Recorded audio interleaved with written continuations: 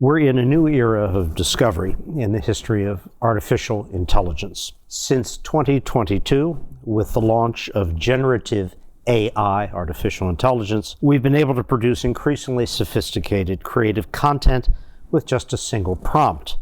We can ask AI tools to draft a legal judgment, assess risks during surgery, or create from start to finish an entire podcast episode, to name just a few applications. And a growing number of people in the tech community are prophesying that the next evolution of the technology, artificial general intelligence, or AGI, a theoretical AI system capable of rivaling human intelligence, will emerge in the near future. But with these advances come enormous risks. AI has fueled the spread of disinformation. For example, the proliferation of fake news sites, deep fake images and videos, and could very conceivably be deepening political polarization here and around the world. AI has been used for years now in lethal autonomous weapon systems, weaponry that can locate, target, and kill without human involvement. There are obviously major ethical and practical questions for policymakers and all of us as the world grapples with how and to what extent to regulate this exponentially growing and advancing technology. Our future with AI will depend on our ability to cooperate across borders. So what are the major ethical questions policymakers must be asking? And what role will the U.S. play or not play in this process under the current administration? Joining me today is Moshe Vardi, a fellow of science and technology policy at the Baker Institute and a professor of computational engineering at Rice University, where he also leads the Technology, Culture, and Society Initiative. Moshe is both a renowned academic and one of our great advocates for the common good. He's written not only about theoretical computer science, but about the crises of ethics in computing and the social responsibilities of universities. So I'm very pleased to welcome him for this live recording of the Baker Briefing podcast. I'm David Satterfield, director of Rice University's Baker Institute for Public Policy in Houston, Texas, and this is Baker Briefing. Moshe, thank you for joining us. My pleasure, David. The advent of so-called generative AI, artificial intelligence, tools like ChatGPT, and more recently the Chinese DeepSeek, has brought revolutionary potential for industries and society at large. How do you view the current moment in AI in terms of good and bad? And are you an AI optimist or an AI pessimist? And I'll ask you a question based on a conversation we held some time ago. There's AI, artificial intelligence, which ultimately seeks to replicate and supersede the powers of the human mind. There's also augmented intelligence or intelligence augmentation. IA. People call it IA, intelligence augmentation. Which is a very different thing. Yeah. So talk to all of this, please. I'm an optimist. So technology is always a two-edged sword. It has good sides and bad sides. Always. There's no technology that doesn't have a downside. So we just practically had the 5th year anniversary of COVID, where I still have the email from March 12 of 2020, which I sent to my research group, saying, very prophetically it turns out, from now on, everything is virtual, one-liner. And we're able to use internet communication technology to practically overnight teach from home, learn from home, shop from home, even go to the doctor from home. Imagine if we had not been able to do it. Even now, though, even when about children going to home to learn on the internet from home, there is a huge debate. Imagine there was no internet option. We would have said, you cannot stop life, you must go on. And the death toll would have been significantly higher. So no question, the ability to scale up very quickly. Think, who knew about Zoom in February of 2020? And now it's become an expression to Zoom, okay? I was using a camera and somebody started talking about zooming. I was confused for a while. They were talking about zoom up of the picture, and I was trying to figure out what are they talking about. How far we've come. How far we have come. So technology really saved us, saved millions of lives. On the other hand, if you look at our I would say, broken political reality, you can point a finger at technology. We've been on a technology tsunami, and I would say 1981, when the IPC was introduced, which was a smashing business success. You may remember that Time magazine 1983 had the PC as a machine of the year. It was such a momentous event. And we've been on that tsunami now for the past 45 years, and it gave rise to what we call today the knowledge-based economy. And the knowledge-based economy has been very good to educated professionals. Not so good for working class people, not so good for rural people. And so you have this growing economic polarization. I mean, there are lots of statistics about how much of the wealth the billionaires own versus the rest of us. So we have a country that, first of all, polarized economically because of technology. People talk about the new Gilded Age. But technology is more than just economic polarization, it also causes cognitive polarization. We are flooded with information. We have so much information, we cannot absorb it all. So we end up filtering. And we end up living in filter bubbles. I mean, you can go back even to cable TV, which is also a form of communication technology. Imagine someone who only watches Fox News and someone who only watches MSNBC. They live in different realities. Wherever you use, it turns out, for example, when you do a search, let's say you use Google, there are many possible hits, and Google has to decide what order to show it to you. About 5 years ago, there was a huge fight inside Google, whom to optimize for. Should we optimize for the user, or should we optimize for Google in terms of what income they will get from different pages? So it was a huge battle royale inside Google between the pro user and the pro Google people. Which search algorithm to apply? Not search algorithm, how to rank the search result. That's it, how to rank the search result, because nobody looks at number 15. So between the pro user camp and the pro Google camp, who do you think won? That means that when you do a Google search and you look, oh, this is objective. No, Google decided what to show you. So almost all information that we access today is intermediated. TV decides what to show us. The newspaper decides what to show us. Turns out when you do a search, they decide what to show you. The algorithm. On social media, the algorithm decides what to show you. You can type http://www.cs.rise.edu/Vardi, and then you're going to find my homepage. But very, very rarely you do that. Most of the time you just search and an algorithm decides what you're going to see. So Moshe, what's the difference now between what you're just describing, this selective ranking of search results, the algorithms and how they're applied and what they display, and the new phenomenon of AI being applied to searches? So now when you do even a Google search, there is a blurb at the top. Google tells you, okay, here is, we think is the answer to your question. And we are all lazy. Let's just accept physically and cognitively. If the answer is ready for us, okay, this is the answer. So we are basically more and more outsourcing our thinking. We don't have to get to AGI. We are more and more, even the example you mentioned, write a legal brief, write a podcast. We are outsourcing more and more of our thinking to AI. Can you explain for the audience, basically, how does this work?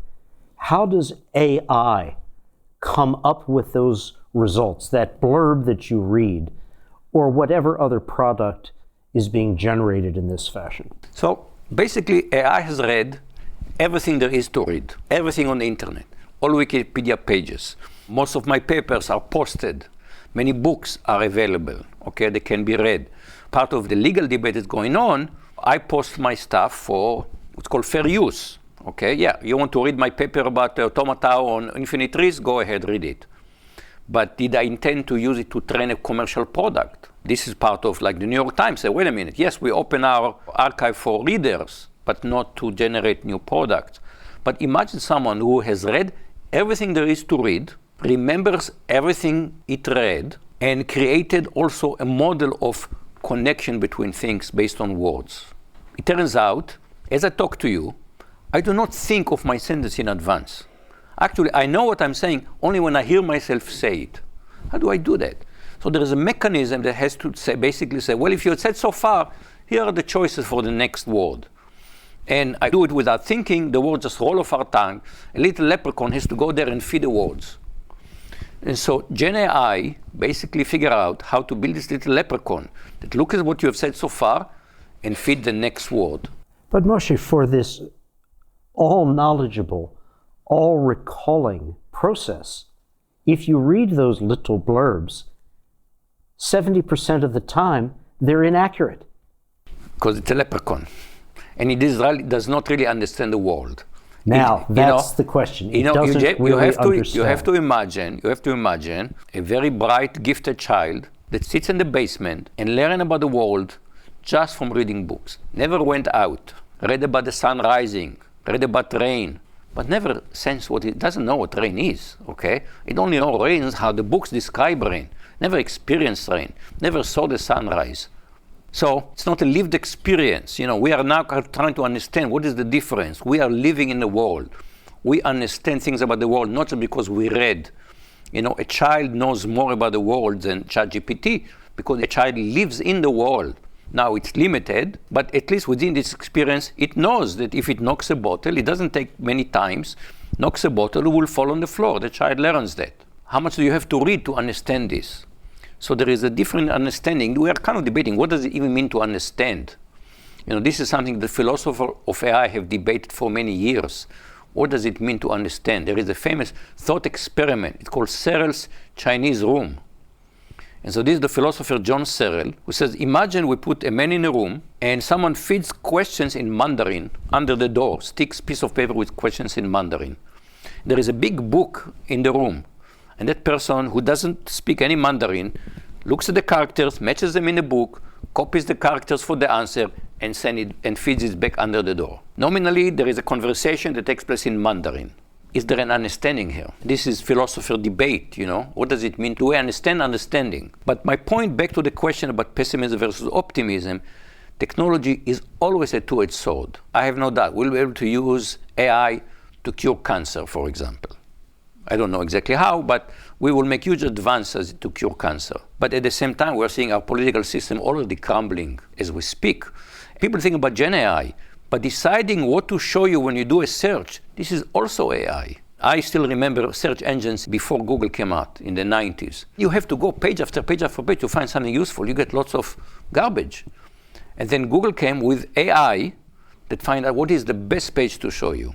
So AI has been dominating our cognitive life now for 20 years, more and more and more. Now we don't even bother to look at the pages. We just read the blurb. Oh, yeah, that's the answer. Moshe, is AI, as it exists today, iterative? That is, does it learn? Is it able to self-correct, to acquire more of the sense of what a human brain acquires in sifting through, this isn't what that means, this is what that means? It does learn from every conversation.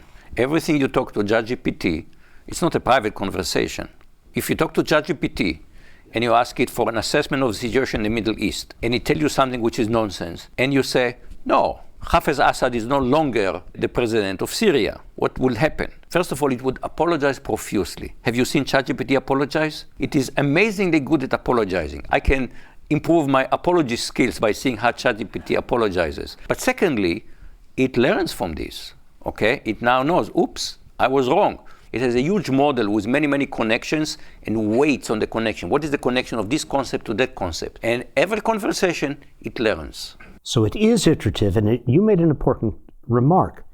Your conversation is not private. Nothing is private. All conversations, the millions of different interactions with ChatGPT are all part of its system, its brain, if you will. Some corporations, because of the concern for leakage of information, get a private copy of ChatGPT. So it will learn, but it will not transfer everything back to OpenAI. So there people are trying to say, wait a minute, you're sitting inside a corporation, you're sitting inside Google, and you ask what is the best way to beat Facebook. You don't want this to become part of the model. So there's a way to get private models, private copies, where you can limit the leakage of information. Now, Moshe, we're a public policy institute here, and we try to look, as does Rice University, other institutions, at the ethics, the policy implications of a technology, an evolving, dynamically moving technology. How seriously are those who are working the technology side focused on the ethics side, the public policy side of all of this, of what they're doing? So it was an interesting paper that was published about a year ago. He did a survey of about maybe 2,500 AI researchers. And he asked about what are their concerns. So there is one concern which is controversial. The people who believe in it are called the doomers, because they are worried about human extinction. We're not worried about something low scale, like misinformation, extinction of the human race. And there the idea is that we are making progress towards, as you mentioned, artificial general intelligence, or AGI, as we call it, which may lead to superintelligence, and at some point it may start improving itself. And at some point, we will be like pesky insects. I mean, who needs this pesky insect? This is the Terminator movie. This is the kind philosophy. of this, yes. When Skynet becomes self-aware. Yep, and there are people who worry about it. And I said, they are called, somewhat derisively, the doomers. But they are serious people, I have to say. These are not some village idiots. There are serious people, including some of the pioneers of AI, that are worried about, it doesn't have to be all the way to human extinction, but intelligence beyond our control. Will we be able to maintain meaningful control? But then, it turns out, people have many other concerns. You don't have to go all the way to the extinction. Misinformation, disinformation, the filter bubbles, the fake news, enhancing growing economic inequality, the people who are literate enough to use it, the people who are not literate enough to use it. We went through one massive automation of factory jobs, and we've seen the consequences of that. Now we can look at white-collar jobs, maybe not the high end. I'm not worried about my jobs being automated yet, but kind of the low end of white-collar, filling up forms. ChatGPT can do forms as well as any clerk now, okay? Lots of jobs will be eliminated. So lots of worries by AI researchers on a whole menu of risks that they are seeing. And the big worry is they feel they've lost control of the plot, that their ability to influence the field is practically much gone. They have a decision to write a paper or not to write a paper. But beyond this, who controls what is happening? And what the shift we've seen over the past few years is the center of gravity of AI research has moved from academia to industry. Because we have today a set of big tech corporations, multi-trillion-dollar corporations, infinite amount of resources practically. Just for comparison, science, NSF, Computer Information Science and Engineering Directorate, has an annual, this is NSF, National Science Foundation, this is the computer science part of it, and it funds most of computing research in this country, and their annual budget is $1 billion a year. DeepMind, a subsidiary of Google that does research, AI research, has an annual budget of $2 billion a year. I have a colleague from some university who is now doing a sabbatical at DeepMind, and he's saying, I will never be able to do this kind of research in academia. Not to mention that even on top of it, NSF is now under limiting overhead and even massive budget cut. And the industry has infinite amount of resources, it seems, right now. Moshe, are we talking about a single AI engine, if that's the right phrase, emerging? Or are there multiple competing? There are multiple competings. You mentioned DeepSeek. We should come back to talk about China in this conversation. You see this corporation come and they raise prodigious amount of money. So the idea of a small startup in a garage competing, not realistic anymore. Ethics in all of this? People talk about ethical AI. Well, AI is just a machine. A machine doesn't do ethics, okay? We can design it to behave in one way or another, but machine does not care about ethics. We talk about cooperation with social responsibility. Well, when you look at social responsibility versus profit, well, it's kind of a tough choice. In fact, OpenAI came out with ChatGPT. A year later, there was the drama of Sam Altman, who was fired and then rehired. It was a soap opera for a couple of weeks. But people never learned what was the full story there.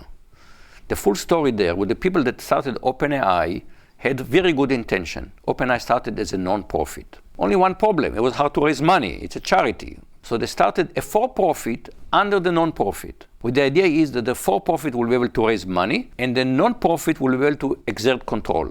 And then the non-profit board lost confidence in Sam Altman and fired him.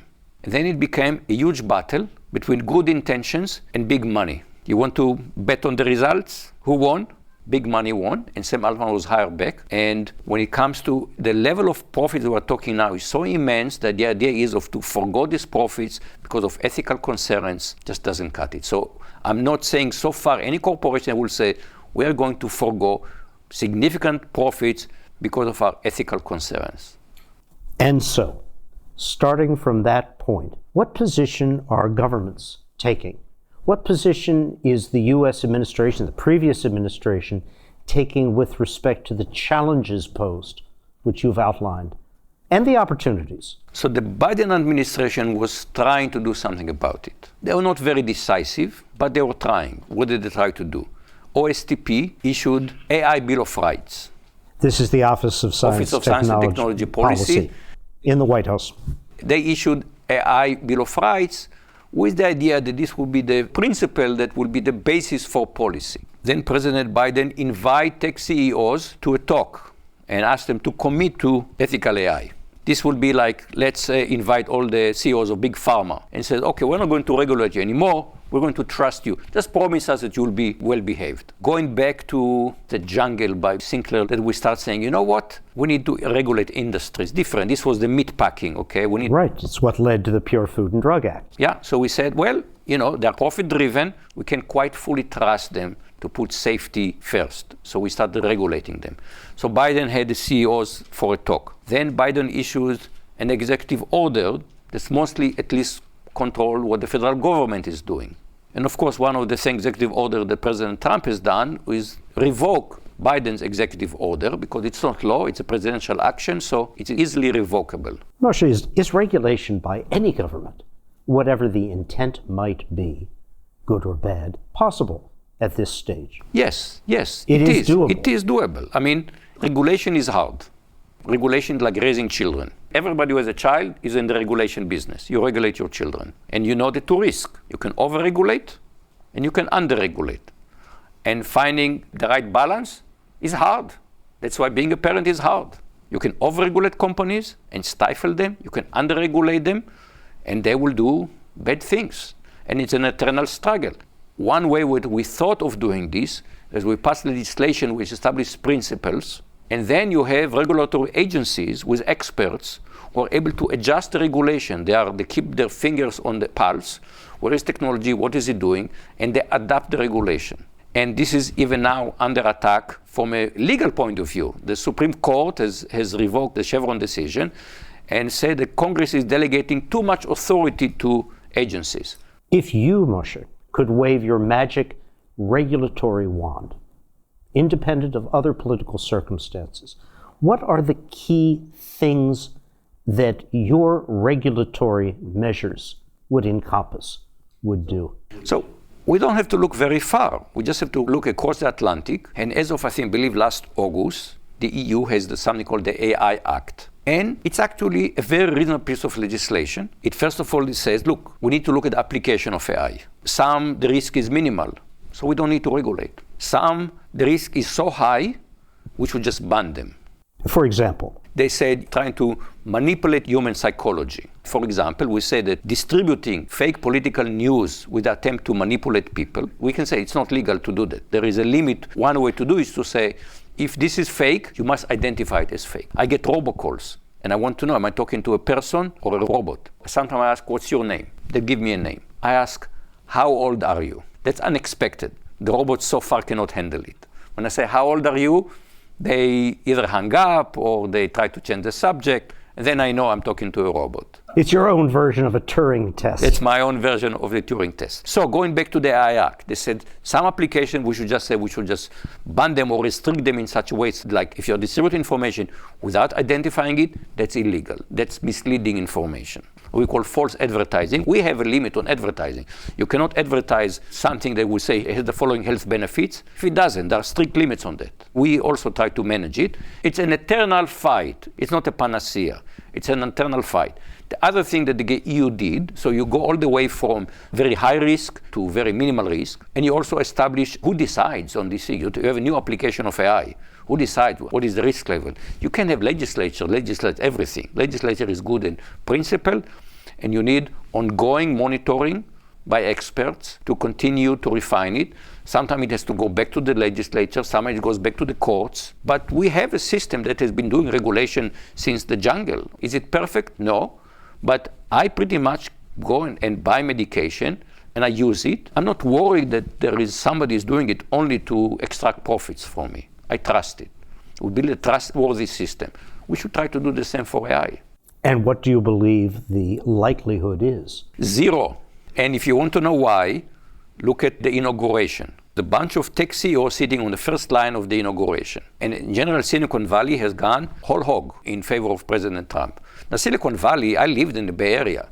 This is not exactly a red area. So you ask, why is it that they are moving so hard towards President Trump? And the answer was low taxes, low regulation. That's what they want. In fact, some people there are starting to think that democracy is in a way of economic innovation. And so they think, well, economic prosperity should be number one. If democracy has to go, oh well, such is life. I sometimes wonder if carried to an extreme, some of those in a very influential position these days look at carbon life forms as inefficient obstructions to a perfect algorithm-driven, AGI-driven world.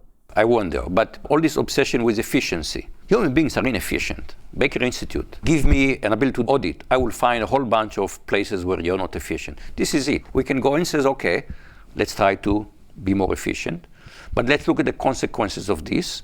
For example, I buy car insurance. It's inefficient. I know who makes money. The insurance company makes money. So I should not buy car insurance. It's not efficient. No, I don't do it for efficiency. I do it for resilience. Okay? Banks have surplus capital. For what? It's inefficient to have surplus capital. For resilience.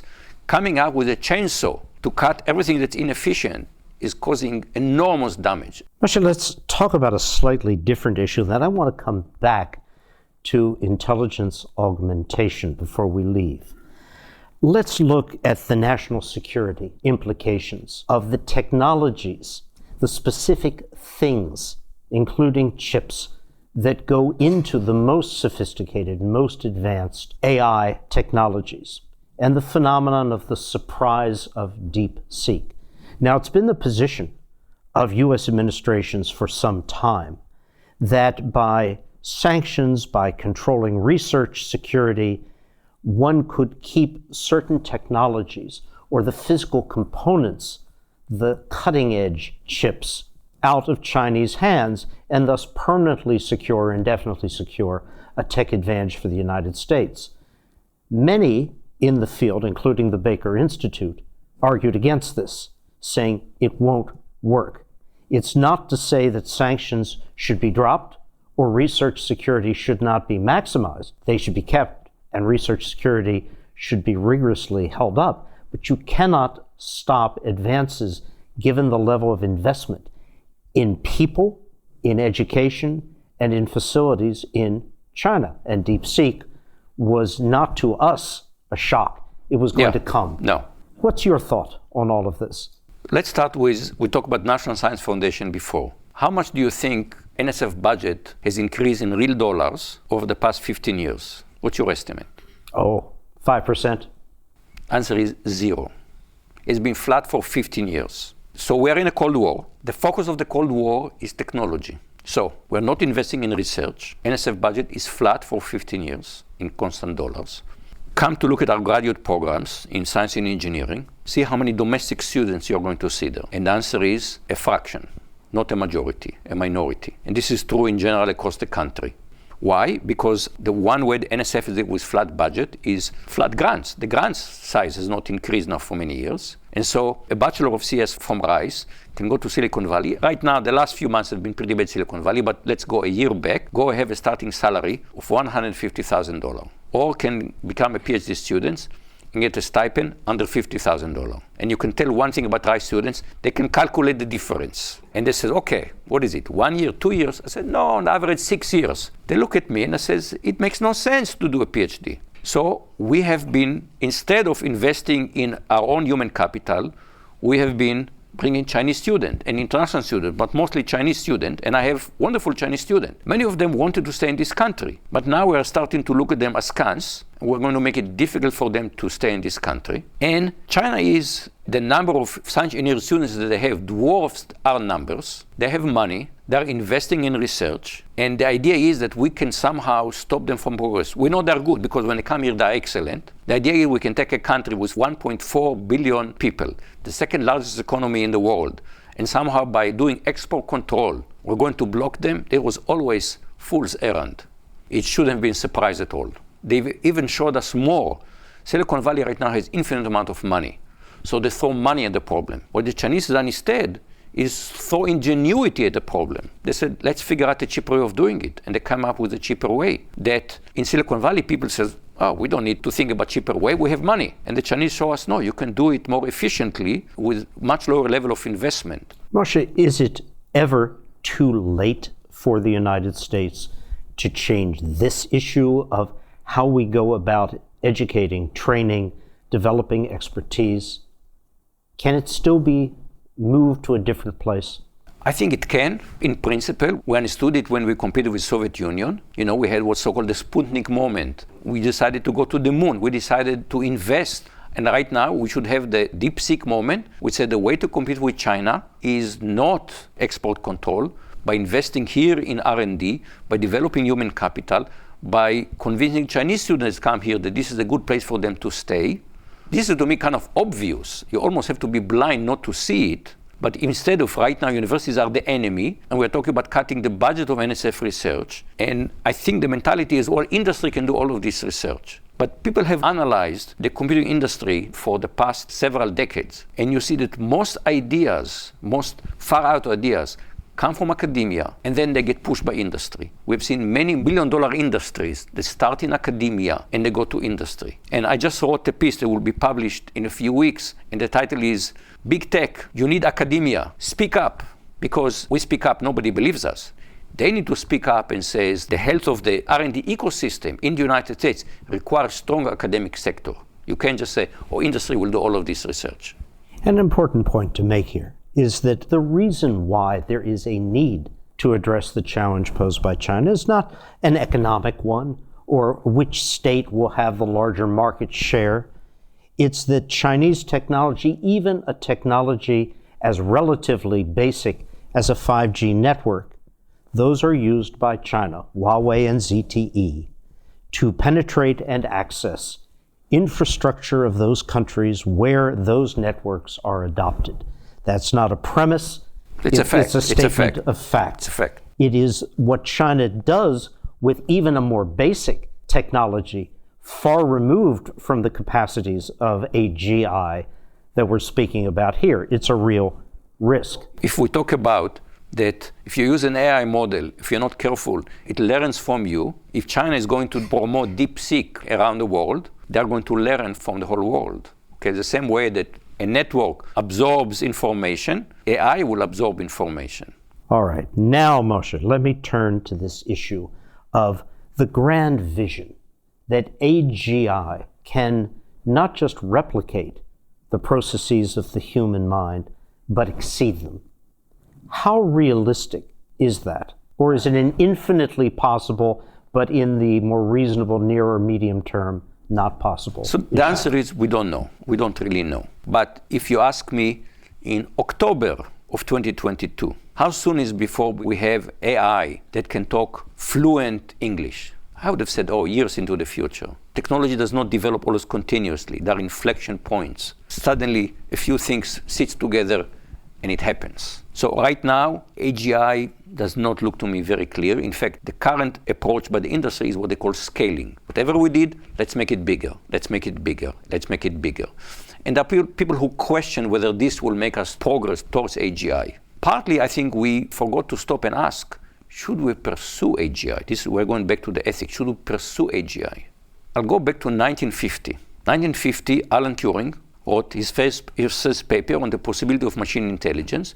It's a philosophical paper. That's a paper introduced the imitation game, what we call the Turing test. It's a very sharp, decisive. He shows, yes, machine can be intelligence. And he concludes, let's do it. 1950 also where I, Robot by Isaac Asimov was published. And if you go back and you read I, Robot, some people think, and it has the 3 laws of robotic, and some people think of it as some kind of a manual. But if you go read it, it's a warning. The book is a warning. It basically says, you can have your robots, you can have your laws, but you're dealing with humanity, and humanity is complicated. For example, the first law says robot can do no harm to humans.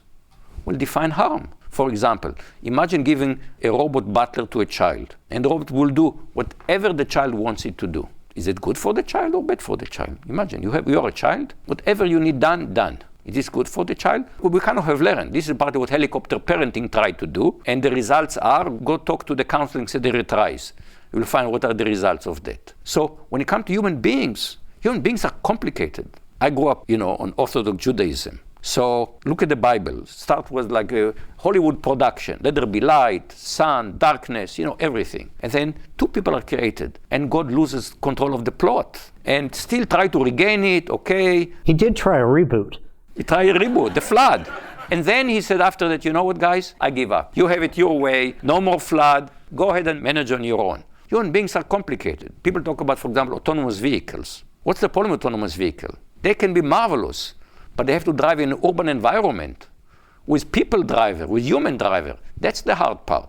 If you tell me, let's replace all the cars in Houston with AVs, sure, no problem. No pedestrians, no human drivers, then we'll be okay. Humans are complicated. And so suddenly somebody said, you know what? Let's develop AGI. The third book that was published in 1950 was a book by a famous mathematician, Norbert Wiener. And he said, technology is never the problem. Humans are the problem. So we suddenly have artificial entities that are intelligent as us, and maybe even more. People worried about the technology will take over. I worry about human beings. Remember, we are lazy. We were told, in the sweat of thy brow, thou shalt eat bread. We don't like it. We've invented machines so we don't have to sweat. What happened when we said, thinking hard is hard. Let's more and more outsource thinking to machines. What happened to humanity when we stopped thinking? I minimize my usage of Gen AI because to me, writing is thinking. And I'm not ready to outsource my thinking to machine. If I outsource my writing, to me, I'm outsourcing my thinking. Just a quick question. You're an educator. Every educator I speak to, from high school through postdoc, speaks about the difficulty now in dealing with the phenomenon of artificial intelligence and writing papers. Can you tell, will you always be able to tell the difference between a student's work and something produced? Right now, I still can. It has two things. The English is very, very polished, but it has no spark, no personality. It's very vanilla. It's almost cliches. It's very good. I did an experiment. I asked ChatGPT to write 400-word mission statement for Rice University. It wrote a mission statement. Bunch of BS. But I went to look at Rice mission statement. I'll refrain comment on mission statements in general. I went to look at Rice mission statement, BS. But then I said, you know what? I like ChatGPT's BS better than our BS. But everybody expects mission statement to be BS. But let's suppose that students write student essay when they apply to Rice using ChatGPT. Far admission officers cannot tell the difference. They should not be admission officers. But this is for now. Right now, I said, the tell is the English is very, very polished, but shallow. But in a year, in 2 years, it's going to get better. This technology came in a moment, and we need to think very, very hard. And right now, we're just saying, let the technology proceed. We're not thinking very hard about it. Final question, intelligence augmentation, IA. So you go back to German mathematician, Gottfried Leibniz, who was actually one of the first people who thought about, didn't call it that name, but he talked about the possibility of reasoning machines. And he says the purpose is to augment the mind to the same extent that glasses augment the eyes. He viewed it as an aid, not a replacement, but as an aid. But we have not pursued this. Other people have said, let's look at IA. But the community, the market has given us, it is somehow more exciting. And I have to admit, I've been doing research in this area for many years. Only in the early 2010s, I started saying, wait a minute, what are the societal consequences? Because this technology was developed by people like me, nerds. And when you talk to me about societal consequences, I would say, that's not me. Go to the Baker Institute, go to the Kinder Institute, go to the sociology department. I'm just a nerd. What do you want from me? And only about 15 years ago, I had the epiphany that I have a responsibility to think about these issues. I cannot just say, I'm developing technology. Somebody else would worry about consequences. I said, that's not being responsible. Where the rockets go up, who cares where they come down? It's not my department. Not my department. Sings Werner von Braun. Very famous. But many people, maybe we won't be so poetic about it as von Braun. But we say, well, we don't have the expertise. But at the same time, the sociology department doesn't have the expertise, doesn't understand the technology. And so 15 years ago, I just started thinking, I have to start thinking about it. This is my responsibility. But it's not as if I can tell you that all my colleagues are just saying, okay, we have to retrain ourselves as social scientists. But this is not just in computing. In general, because we are in a more and more technology advanced society. Everybody must specialize. And there is someone who knows just about how well the carburetor works, right? But I'll give you, Moshe, and you've given this to me in an earlier discussion. Yeah. Automobiles. It's going to be a while before self-driving, completely AI-controlled cars become universal and safe, or even prevalent. But you could increase safety through intelligence augmentation today. Today! But is there a market for that? Apparently not. I look at this thing. The thing that I find always very difficult is changing lanes. I'm still struggling with changing lanes because some car I drive, I look at the mirror, but some car drive very, very fast. To me, it's a no-brainer to put the radar that will warn me about changing lanes. I just came back from Israel and I rented the car. And maybe because I'm driving in a relatively old car, I'm driving a 2012 car, I'm not aware of the new innovation. That car was warning me about all kinds of things. When I start going reverse, it would warn me when I would get too close to something. My car doesn't do it. These new cars do it. I think we can make car now much, much safer. I don't think it should be that expensive, but people are clamoring for safer car. If you look at it, one car that I know sells for safety, and that's Volvo. That's the car people say, I buy Volvo for safety. I don't hear people say it about, I don't want to buy the Mazda. It's just somehow not the way we work. Baker Briefing is brought to you by the Baker Institute for Public Policy, which provides meaningful, nonpartisan policy analysis on the most critical challenges facing the United States, Texas, and the world. This episode was produced by Karina Zimmel. AV production was led by Kevin Young. Be sure to visit us at bakerinstitute.org to learn more. Thank you all for being here and for listening.